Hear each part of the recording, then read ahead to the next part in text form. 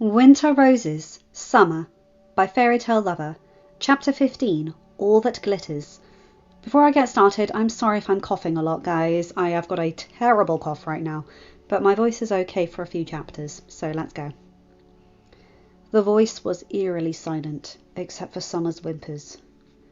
Ghost, Grey Wind, Nymeria, and Lady were creating a circle of support for their litter mate, but nothing could console the dire wolf.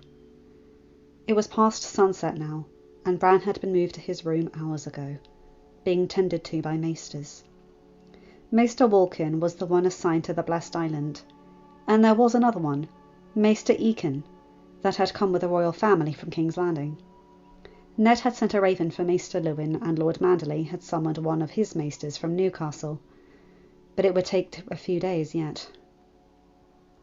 John, Danny, Ned, Benjen, Rob, Sansa, Arya, and Sam were in John and Danny's sitting room, waiting for news. Robert was there too, and it seemed like it was his own family who had been hurt. Isla had stopped by twice already with food and drink, and though she let it slide for the midday meal, except with Daenerys, whom she had forced to eat, she was now stopping by each one of them and forcing plates into their hands. "All due respect, Lord Stark, but it'll do your son no good if you keel over once he's recovered." Ned reluctantly agreed, and only after Benjen had insisted as well. Isla proceeded to take Daenerys to her bedchamber, saying she needed a nap. John urged her to go. She must have been needing to rest, because she didn't resist much. It was the hour of the bat when the maesters finally came in. Danny had returned, and Sansa and Arya were dozing in the sofas. "It was a miracle that he didn't break anything," the maester from King's Landing said, "but the child will be perfectly fine. He will awake with the sun." Maester Walkin pursed his lips, which didn't escape Ned. "You don't agree, maester?"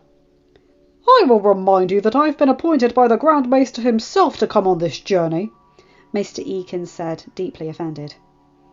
"Well, I've been given 2 eyes to see the boy's legs were broken," Maester Walkin snapped back. "I wrapped them," the other replied, waving a hand dismissively. Ned had had enough. "I think I would rather hear what Maester Walkin has to say," he stated. He had no patience for Southern's sense of entitlement. There they were only worried about the title a person held. The North was smarter in that regard. Eakin was deeply offended, but knew better than to protest. "The boy broke his 2 legs in the fall, my lord," Mr. Walkin said, "but we have wrapped them, and there is no reason the bones shouldn't mend. He has also dislocated a shoulder, which we have set into place. It is miraculous, however, that no ribs were broken, and that, while he had the wind knocked out of him, his lungs seem intact." "What of his head?" Benjen asked. "I didn't see any fractures as I cleaned him, my lord, so I believe there will only be a bruise." "When will he wake?" Rob asked. "He sleeps so he can heal." "I don't think he will wake with the sun. As hard as it is, the longer he sleeps, the better he heals. But there is one more thing." Ned, who had almost grown relieved, felt his heart sink again. "We will only be certain when the boy wakes, but it is my strong belief that he has broken his back as well. He will never walk again." Benjen had to nearly wrestle his brother to bed, saying that being awake would do nothing. After he was reassured that Bran wouldn't be alone for one moment, Ned relented and allowed to be led to his guest bedroom. He was asleep as soon as he hit the bed, leaving Benjen to take off his boots and cover him with the furs. Sansa had broken down in tears, and Arya was shocked into silence, leaving Isla to gather the girls and lead them to Sansa's bedroom, where, for the first time in years, they slept together to share their strength in their grief. Rob went to his own room and sat in front of the fire, staring into nothingness for at least 2 more hours before dragging himself to bed. It was nearing the hour of the wolf when Danny gave up waiting and wrapped a thick robe around herself, crossed the way to John's study. He was sitting at his desk, staring blindly down at the desktop. "You You should come to bed, she said softly. There's nothing we can do. I felt it, Danny, he said quietly, when Summer howled.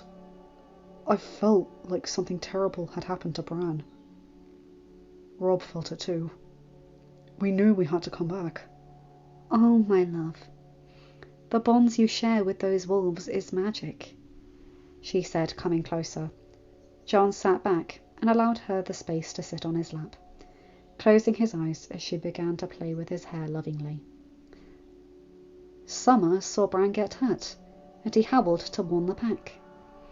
What is it your father always says about the pack? When the cold winds blow, the lone wolf dies, but the pack survives, John quoted, singing. It's a cautionary saying. You're stronger together. As it turns out, there was nothing you could do. But John, you and Rob and the others were back before the maesters could get to the courtyard. If Bran had been in any other kind of danger, you'd have been able to help. John sighed, understanding her words, but unable to fight his feeling of helplessness. They stayed quiet for a few minutes, until Daenerys noticed what John had been staring at. Is that... Where did you find that? Ghost did. He vanished inside a cave.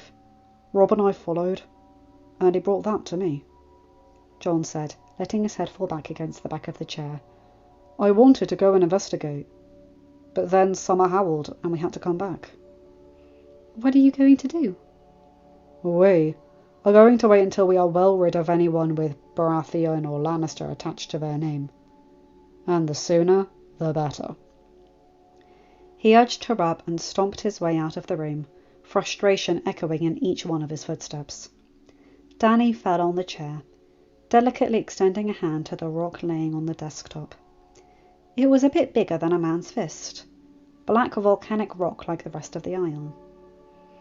Peeking out, a gem Dany had never seen before. And not only had she gotten many as bride gifts, Lady Catelyn loved to boast about hers, so Dany did know quite a few.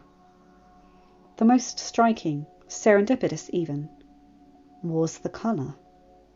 Blue as frost. It was late morning when the Starks began to rouse, more conformed with the inevitability that Bran would sleep for a time. Ned asked Maester Walkin to send a raven to Riverrun and inform Catelyn, promising to keep her apprised of her son's health. The castle was quiet and mournful. Aside from Summer's howling, there was little other noise. The next 3 days followed in the same quiet manner. Then they all accepted that they had to resume their regular duties. John called Sam and Benjen to his study, not wanting to bother his father, who was understandably too upset. "I've never seen a gem of this colour," Sam said, turning the rock in the mid-morning light coming through the window. "Dany says it's blue as frost," John said. Benjen was startled as he picked up the rock from Sam. Blue as frost. Winter roses. Lyanna. "Will you be everywhere around your son now, sister?" the man thought. The man put the rough rock on the table, where they could all see a part of the blue gem. "What do you plan on doing?" Benjen asked his nephew. "Do you think there can be..." John hesitated. "I mean, is this rock something that was lost by another man centuries ago? Or could the..." "This is not a rock that's been mined, John," Sam said. "It's crude, never been worked. If a man lost it, he brought it brute from somewhere else." "In other words, you think it wasn't lost," John concluded. "I'll go back." "You will do no such thing," Benjen said. "You're the lord of this castle. You have no business going into caves to hunt for treasures." "Uncle Benjen!" "My work here is done. I was the castellan, and it's not like we can even finish putting up the defences with the Southerners here. I will go. There is nothing else I have to do," he said, and John disliked his deprecating tone immensely. "You're wrong in that, Uncle," Sam brought me the figures on the army. With the king's gift, we have 2,800 swords, but barely any officers, and the soldiers are untrained and not united. A half-decent commander can solve that in a little time. Well, John smiled, luckily for me, I have found a fully decent commander. It would honour me to call you Lord Commander of my army, Uncle. Benjen was startled again. He was clearly not expecting as much. John, I'm no commander. Don't sell yourself short, Uncle. I've never been in any battles. Well, you fought with Father in the Greyjoys' rebellion, didn't you? I wasn't leading anyone then. But you have fought in a war, which is more than what most men can say these days. It's been 8 years since the last proper fight this realm has seen. You know your way around a sword. You were trained under Sir Roderick. Plus, you've done quite well in defending this island against Lannister eyes. You honour me, John, Benjen said, blinking back tears. You've spent half your life looking after me, Uncle. Did you really think I could let you go that easily? John asked with a soft smile. So, Sam said, cutting into the awkward silence that followed. What did Dany suggest we call this gem blue as frost? What do you think? John said with a laugh. The winter diamond, of course. Isla had made quick friends with the cook, a blessing as they would have to work together every day, and the butler was quite reserved, but at least wasn't hostile, though he was clearly unhappy at having her there to butt into the running of the household. There's no loitering in me kitchen, my lord, she heard the cook say. Get your meal and be gone with ya. All right, I'm going. Benjen laughed. I'm going to need to pack, though. I leave in the morning, and I might be spending a few days away from the castle. You'll get in the morning. Now shoo. Benjen left the kitchen through the back door. A while later, Isla took a bundle of white sheets to extend in the sun, and found him in the terrace, sitting with his legs hanging from the ledge. I'd have thought the service yard no place for lords, she said. Too many Lannisters inside. I can only stand their superiority for so long, Benjen said, picking at the pieces of meat he was still eating. Can't wait to see the back of them either, Isla said with a snort. Especially that so-called prince. As if. None of them deserve a single courtesy. Benjen clenched his jaw. I don't know how John held back, honestly. Yourself and Lord Stark put caution in his head, but he got his revenge in the end. Near enough. Sometimes that's all we can have. You have a sad look about yourself, my lord, if you don't mind me saying. Just Benjen is fine. What am I, really? Youngest son of a lord, brother to another, and now uncle to one. It's a weak man who sits feeling sorry for himself. You don't strike me as weak. Tired, more like. What's left to fight for? Isla snorted. Your sister would tell you to pick up your sword and find out, she said. Benjen, startled, looked at her with wide eyes. You knew my sister? Isla looked at him, frowning. Then she checked around, making sure there were no ears, big or small, to hear. I was her handmaiden when... She took a deep breath. No one else could know where she was, so she was so lonely, especially after he left. We would talk a lot. She'd tell me of her home and how much she loved her family. And when she knew, when she realized, it was in my arms she put him. Me she asked to feed him. They were silent for a long moment.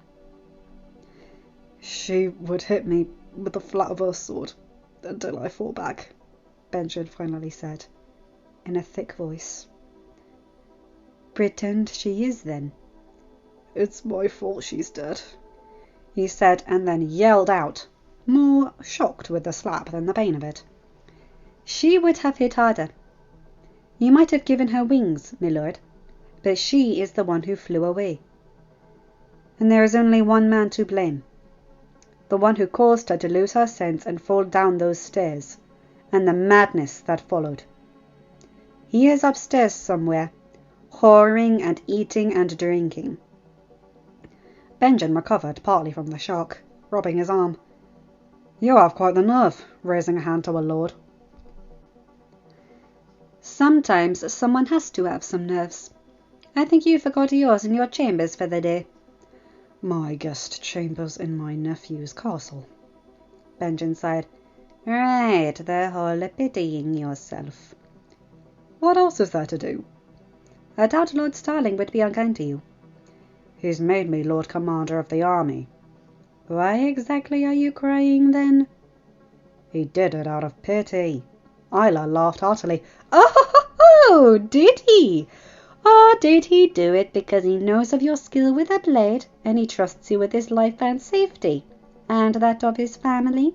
she asked, and Benjen blushed. "You want to cry about the lot you were born with? What about his lot? The youngest son of a lord has no birthright other than what his father sees fit to give him, and courtesies his father's name earns him. But what about your nephew's birthright? What became of it?" "You're right," Benjen said, properly ashamed. "She was right to ask it of you. You have a spirit like hers." "You lordlings are too complicated. That's what I think." "Isla!" one of the cook's assistants called. "The Queen demands to know what's being planned for supper. The little lady here says that if her Grace is unhappy, she'll demand something else." "Her Grace? Her Grace," Isla complained under her breath. "I'm coming," she told the girl. "You try dealing with that before you feel sorry for your own sorry ass," she told Benjen, walking back to the kitchen, leaving him alone in the terrace. He stared after her. It was easy to see why she would have become friends with Lyanna. His sister was never one to care too much about stations, and being alone she would disregard it completely if it gave her some company. The two women were of an age and had similar spirits. It only made him feel lonelier. It didn't take Benjen too long to get to the cave Ghost had disappeared into on the day of the hunt. He had brought a lamp from the castle and used it to light a torch to guide his way. He was nearly 2 miles in when the first rocks started to gleam against the firelight. Picking it up, most of them were the blue ones Danny had named winter diamonds. But others were there too.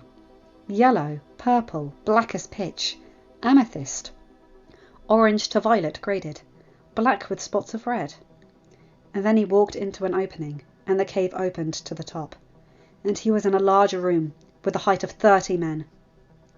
Encrusted in its walls, several shining points. Benjen snorted. "Blessed direwolf," he muttered under his breath. John watched Maester Walken exit the sitting room, leaving behind Ned desolated and shrunken against the sofa. The Maester seemed to be of the opinion that, for the moment, no news was good news, which wasn't much help to a concerned parent. "Bran is strong, father. He will wake up." Ned exhaled. "I pray for that every hour." "Uncle Benjen told me he had to drag you away from the heart tree." "I needed the peace and quiet." John nodded, knowing arguing wouldn't help. They were silent for a while until Benjen came in. It was nearly dusk, but the man looked like the sun had just broken out of the horizon. He placed a satchel on the centre table. "I got a few samples," he said with a smile, "but I think you should come and see tomorrow." Frowning, John opened the satchel. Spilling its contents over the table, his chin fell. "There's all of this down there?" he asked. Benjen nodded. "That and more. I couldn't even name some of it. Tywin Lannister will throw a fit, mark my words." "Wait, what's all this?" Ned asked, confused. "Proof that you found me the best lands possible, father," John said with a quiet voice, still in shock. "Lands fit for a king," Benjen said with a smirk. Ned snapped his head up and threw him a dirty look, but he wasn't vexed. "You're a rich man now, John." There are fortunes on top of fortunes in those caves. Jon started to smile, but it faded suddenly. No one must know. No one other than us, Sam and Dany. I don't need the Lannisters plotting something. Let them be away first. Probably wise, Ned said with a sigh. The Queen was quite loud against the favours the King bestowed upon you. If she hears about this, she'll raise a fight. We don't need her making any more accusations against Daenerys. Not now that we know Viserys Targaryen is plotting something. They will find out eventually once Jon starts mining, Benjen said. Yes, Ned agreed. But better they find out you discovered mines once we get to the capital. And begin trickling it out slowly, at least until I know what the situation in Essos looks like. Jon agreed with a sigh. He knew his sudden fortune would make too many people, powerful people, nervous. Ned picked up one of the rocks from the table. I've never seen a gem this shade of blue. Dany's been calling it the Winter Diamond. Ghost found one of these on the day of the hunt, Jon explained. We need a master miner, Benjen said, to know what's in there and know how best to exploit it. Father is right, Uncle. We need the Lannisters backing King's Landing first. We can make inquiries, though, Ned said. Karstark thought he found a mine a few years back in the mountains bordering his lands, but it turned out it was nothing. But the man he called to see it was kicked out of the Westerlands by Lannister, so I think he stayed somewhere in the north. A bird is too dangerous, Benjen said. I can be in Carhold in 5 days if I take a ship. Are you sure, Uncle? You name me Lord Commander of your army. I'll have a bigger and happier army if you have more money to pay them. Besides, very little to do until the Southerners get out of here. I'll send a raven to Lord Karstark then, warning of your arrival. Benjen looked at the sun. It's too late to get the supplies ready, but I can leave the day after tomorrow. Leave? Daenerys asked, coming into the room. Why are... Oh. She saw the rocks on the table. Now that is interesting. End of chapter. Hi guys, hope you enjoyed that. Sorry, my voice has been terrible today. I've had multiple horrible cough attacks, but I really want to get this out to you, and this is one of my favourite chapters. I know I say that a lot, but this is a really good fic. I love the idea of them finding this mine. It's like, what can we do? Oh, give them a cool island with a volcano, and it's really beautiful with a lake in the middle. Oh, how to make it better? Put a jewel mine in there. Love it. In fact, the fictional world I'm coming up with has a jewel mine too, and I came up with that before I read this fic. Ha! Anyway, you guys know the drill. Like, comment and subscribe and hit that bell to get notified for whenever I upload a new video. Have a good day, night, or whatever time zone you're in. Bye my guys, gals and non-binary pals. I'll see you in another video. Take care.